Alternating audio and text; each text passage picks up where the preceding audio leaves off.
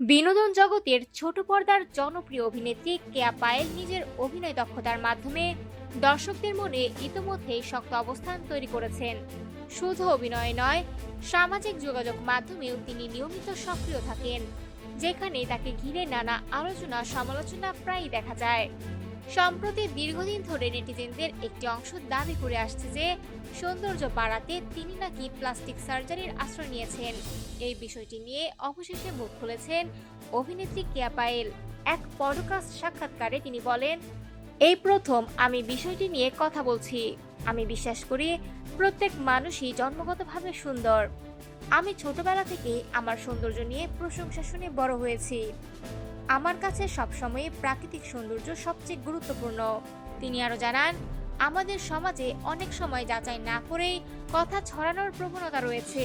কেয়া পায়েল বলেন, আমাদের দেশের মানুষ একটু বেশি আবেগপ্রবণ। একজন কিছু বললে না জেনেই অন্যরাও সেটাই বলতে শুরু করে দেয়। এমনকি 5 বছর আগের কোনো ছবির সঙ্গে বর্তমান ছবি মিলিয়ে মন্তব্য করা হয়, যা অনেক সময়ই ভিত্তিহীন। অভিনেত্রীর ভাষায়, এই ধরনের হুজুগে মানসিকতা আমাদের সমাজে দীর্ঘদিন ধরে চলে আসছে। তিনি উদাহরণ দিয়ে বলেন, রাস্তায় কোনো ঘটনা না থাকলেও শুধু ভিড় দেখে মানুষ জড়ো হয়ে যায়, না জেনেই সেখানে দাঁড়িয়ে থাকে। এটাই এক ধরনের সামাজিক অভ্যাসে পরিণত হয়েছে।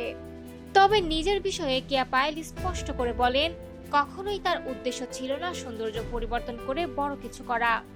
আমি যেমন আছি তেমনই খুশি। তবে খুব সামান্য কিছু জিনিস আমি অ্যাড করেছি, যেটা খুবই স্বাভাবিক। এই কথাটাই বলেন তিনি।